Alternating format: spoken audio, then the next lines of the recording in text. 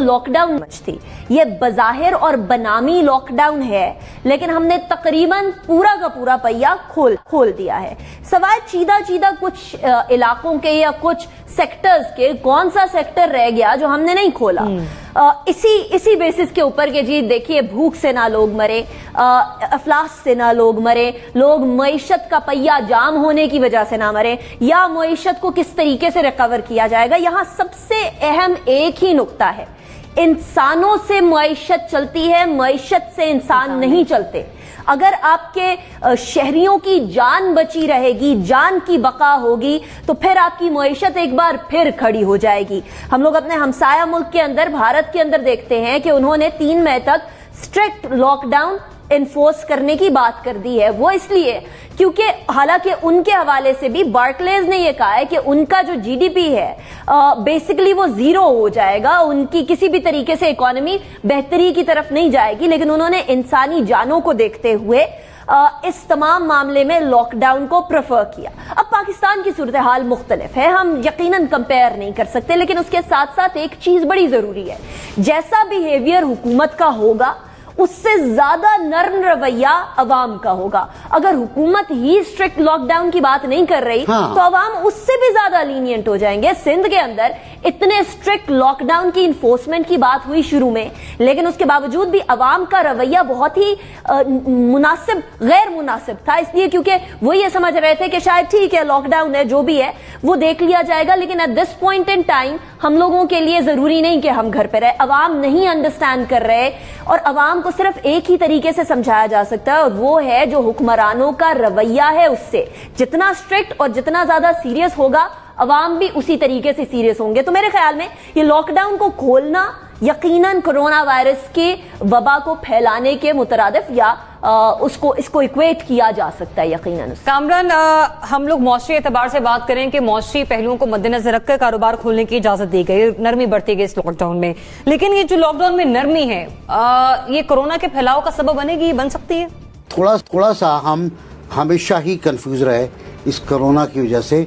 Corona खुद भी confuse हो गया कि हम करना क्या चाह रहे हैं उसके साथ। वो बेचारा परेशान हो गया और उसने भागने की भी कोशिश की, लेकिन हमने उसको भागने नहीं दिया। हमने कहा नहीं, तुम यहीं रहोगे, हम तुम्हारे साथ वो हशर करेंगे कि तुम परेशान हो जाओगे, तुम पैदा क्यों हुए थे। तो अब बात यह है, कभी हम कहते हैं कि जी बंद कर दें, कभी कहते हैं खोल देते हैं, कभी कहते हैं सब कुछ खोल दें, कभी कहते हैं कि साहब थोड़ा सा टाइट कर दें। ऐसे काम नहीं चलता है, काम चलता है उसूल। अच्छा, मैं ज़्यादा मिसालें देने का कायल नहीं हूँ, लेकिन मैं आपको मिसाल दूंगा बांग्लादेश की।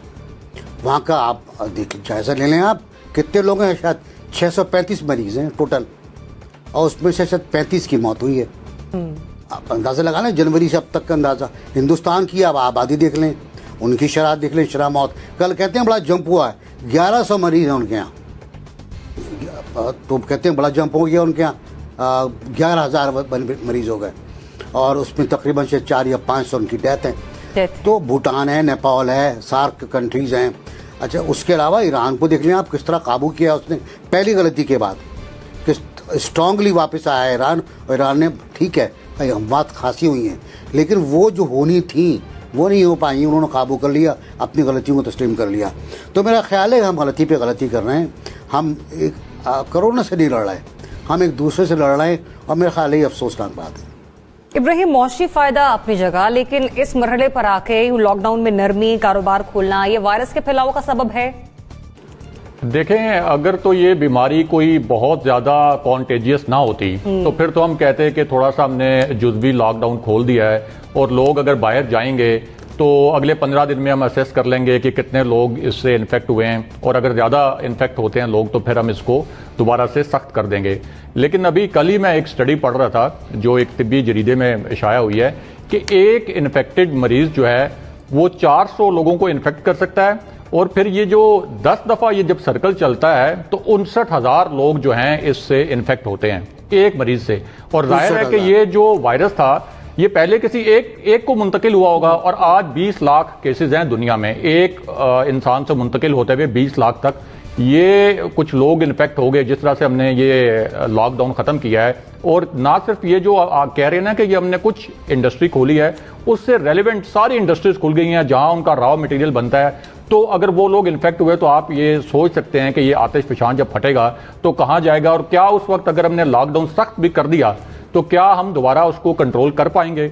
अभी ये देखें कि दुनिया के जो दीगर ममालिक हैं जिन्होंने लॉकडाउन अब वो ग्रेजुअली कोशिश कर रहे हैं कि नरम करें, उन्होंने अपना कर्व जो है वो चेक कर लिया है। 4 हफ्ते 6 हफ्ते उन्होंने सख्त लॉकडाउन रखा है, उसके बाद उनके पास फिगर आ गया है। अब हम खुद कह रहे हैं कि हमारे पास असल पिक्चर आ जाएगी अप्रैल के एंड में, क्योंकि हमारी testing capacity 25,000 test per day चली जाएगी। तो जब उस वक्त हमारे पास एक्चुअल फिगर आ जाएगा, एक्चुअल कर्व आ जाएगा, तो उस वक्त हम डिसीजन ले सकते हैं ना। अगर अभी हमने डिसीजन ले लिया कि खोल दें और ये खुदा ना खास्ता अप्रैल के एंड में केसेस हमारे 70,000 60,000 हो गए, तो उसके बाद फिर कैसे कंट्रोल करेंगे। अब ये कोई जो एक्सक्यूज दे रहे हैं कि उसके बाद हम दोबारा बंद कर देंगे, उस वक्त आपके हाथ से हालात निकल चुके हुए होंगे। और ये जो लॉकडाउन हमने खोलने का फैसला किया है 30 अप्रैल से पहले, ये खुदा ना खास्ता बहुत तबाहकुन साबित हो सकता है खुद हुकूमती अंदाजों के मुताबिक। और ये हमारे जैसे जो मुल्क हैं इनका अलमिया ये है कि यहाँ पे इंफॉर्मेशन जो है वो पूरी दी नहीं जाती। ईरान ने भी पूरी इंफॉर्मेशन नहीं दी, इंडिया से भी पूरी इंफॉर्मेशन नहीं आ रही, सऊदी अरेबिया से भी नहीं आ रही, क्योंकि इन मुल्कों में पूरी जमहूरियत नहीं है और कोई नहीं पूछता। अगर आप सेहत आमा से मुतल्लिक मालूमात भी छुपा लें तो कोई नहीं पूछता। लेकिन जो दुनिया की जमहूरियत, ऐसे ममालिक जहाँ जमहूरियत है, जो मगरबी ममालिक, वहाँ आप सेहत आमा से मुतल्लिक कोई हुकूमत आदादो शुमार छुपाए तो उनकी हुकूमतें चली जाती हैं। लेकिन चूंकि यहाँ पे कोई आपका ऐसा निजाम ही नहीं है कोई उनको अकाउंटेबल करे, तो ये मिसलीडिंग फिगर हैं अभी तक, क्योंकि टेस्ट ही कम हुए हैं हमारे यहाँ भी और ये दीगर तरक्की पजीर ममालिक में भी। बढ़ानी होगी। और जिस तरह कि अभी आपने जिक्र किया कि हम इस महीने के आखिर में पता चलना था कि हमारे पास इस वक्त सिचुएशन क्या चल रही है। कामरान, जिस वक्त लॉकडाउन सख्त था लोग उस वक्त भी घरों में नहीं बैठ रहे थे, अब तो बाकायदा तौर पर इसमें नरमी बढ़ती जा चुकी है। तो मौशी फायदा अपनी जगह है, लेकिन फिर भी इस तरह से कारोबारों का खुल जाना ये वायरस के फैलाव का सबब होगा, बन सकता है। अमेरिका की एक यूनिवर्सिटी ने अभी एक स्टडी भी की है जिसके मुताबिक वो जाहिर है कि बड़ी खतरनाक बात कर रहे हैं, आई होप कि वो गलत हों। वो ये कह रहे हैं कि अगर इसकी वैक्सीन ना बनी और कोई इसका इलाज या तोड़ ना हुआ तो ये जो सोशल डिस्टेंसिंग वाला इशू है इसको हमें इंप्लीमेंट करना पड़े 2022 तक। तो जब पूरी दुनिया के जो एक्सपर्ट्स हैं, जो साइंटिस्ट हैं, वो ये कह रहे हैं कि हमें इस वक्त लॉकडाउन में नरमी करने में एहतियात बरतनी चाहिए, तो फिर ये कैसे मुमकिन है कि हम कहें कि नहीं हम ज्यादा एक्सपर्ट हैं। क्योंकि उसकी एग्जांपल ये है कि इससे पहले जब लॉकडाउन था तो जाहिर है करियाने की दुकानें खुली थी, दूध दही की दुकानें खुली थी, मेडिकल स्टोर्स खुले थे, जाहिर है मजबूरी है। अब अगर उसके साथ पहले अगर 3 दुकानें खुली थी तो उसके साथ अगर 10 दुकानें खुल गई हैं तो आप अंदाजा करें कि लोगों का कितना रश होगा। तो ऑटोमेटिकली जो रिस्क है केसेस के बढ़ने का वो बढ़ जाता है। तो ये मेरे ख्याल में एक बड़ा फाइन बैलेंस मेंटेन करना पड़ेगा गवर्नमेंट को, एक तरफ लॉकडाउन और दूसरा लॉकडाउन में नरमी के हवाले से।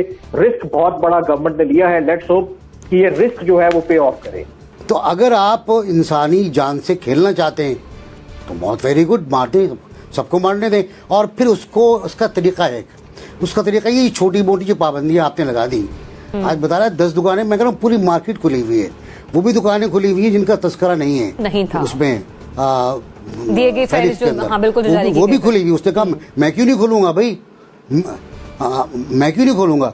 तो सूरत हाल ये कि एक का कंसेप्ट ये है कि मैशत को बचाओ, एक का ये है कि इंसान को बचाओ। आबादी नहीं होगी तो उस पर किस पे करेंगे आप हुकूमत, आबादी नहीं होगी तो आप किसके लिए माशी पॉलिसियां लाएंगे, तो हमारे किसके लिए रोजगार के मौके है हमारे सामने। प्राइम मिनिस्टर या सीएम सिंह क्या कह रहे, बेहतर किसका ये मुझे बता दें। देखिए, यहाँ एक तो हमें ये बात समझने की जरूरत है कि जो सूरत हाल पाकिस्तान में इस वक्त के सूबे और वफाक बिल्कुल एक पेज पर नहीं है। कुछ कुछ चीजों के ऊपर बिल्कुल इत्तेफाक रखते हैं और कुछ चीजों पे इख्तलाफ रखते हैं। पहली बात तो यह कि ये जमहूरियत का हुस्न है और ये सिर्फ पाकिस्तान में नहीं हो रहा बल्कि ये अमेरिका के अंदर भी हो रहा है कि डोनाल्ड ट्रंप जो कह रहे हैं, जो प्रेसिडेंट ऑफ यूनाइटेड स्टेट्स कह रहे हैं, उससे गवर्नर्स बाकी स्टेट्स के 51 के करीब उनकी स्टेट्स जो हैं उनके गवर्नर सारे के सारे उस बात से इत्तेफाक नहीं करते हैं और वो अपने अपने तरीके से तमाम मामलात को आगे लेकर चलना चाहते हैं। हैविंग सेड दैट, यहाँ ये चीज बड़ी जरूरी है कि तमाम के तमाम वुज़राए आला, खा वो मुराद अली शाह साहब हों, बुज़दार साहब हों या KPK और बलोचिस्तान के वुज़राए आला जाम कमाल साहब और महमूद खान साहब हों, इन तमाम को जब नेशनल कोऑर्डिनेशन कमेटी में आकर बैठते हैं, अपनी आरा देते हैं, वजीर आजम साहब उनको सुनते हैं, तो वो एक जगह है जहां इख्तलाफे राय करना चाहिए। ताकि अवाम के अंदर ये एक इमेज ना जाए कि गालिबन वफाकी और सूबाई हुकूमतें एक पेज पर नहीं है। तो मेरे ख्याल में एक तो ये कि मीडिया के ऊपर आकर इख्तलाफ करने की बजाय, चाहे वो वफाकी हुकूमत के वुज़रा हों या फिर मुराद अली शाह साहब हों, बेहतर ये है कि वो नेशनल कोऑर्डिनेशन कमेटी के अंदर अपनी तमाम भड़ास भी निकाल लें और डिस्कशन भी कर लें। पहली बात, हमारी जितनी तादाद लोगों की है ये असल तादाद नहीं होगी कोरोना वायरस के पेशेंट्स की। जो अमवात की तादाद 107 के करीब है ये असल तादाद नहीं होगी।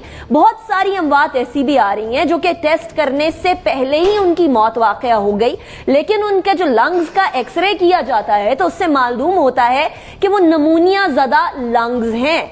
ऐसे में हम एग्जैक्ट फिगर कोरोना की अमवात की नहीं बता सकते।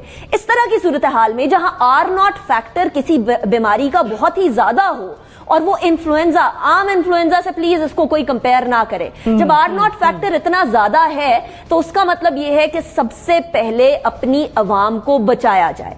मुईशत को बचाना इंतहाई अहमियत का हामिल है, लेकिन उसके साथ साथ बल्कि उससे पहले अवाम को बचाना जरूरी है। तो अवाम को बचाने की सेंस के अंदर मुराद अली शाह साहब का मौकफ बेहतर है, लेकिन इमरान खान साहब की भी ये कंसर्न जो इकोनॉमिक इंडिकेटर्स गिर रहे हैं, जो दुनिया के अंदर एक डिफ्लेशनरी रिसेशन आ रही है, इस हवाले से भी उनके कंसर्न्स भी बेहतर है। बेहतर ये होगा कि तमाम फरीकैन बैठकर out of the box solution की तरफ जाएं, इंस्टेड ऑफ ये कि इनफरादी तौर पर ठीक है, मतलब जो मीडिया टॉक पर आके मीडिया के हवाले से बात करनी होती है वो उसी इजलास के अंदर बात करें जहां पर 4 सूबों के वज़राए आला मौजूद होते हैं। इब्राहिम, कौन बेहतरीन बात कर रहा है, किसका मौक़िफ़ बेहतरीन है?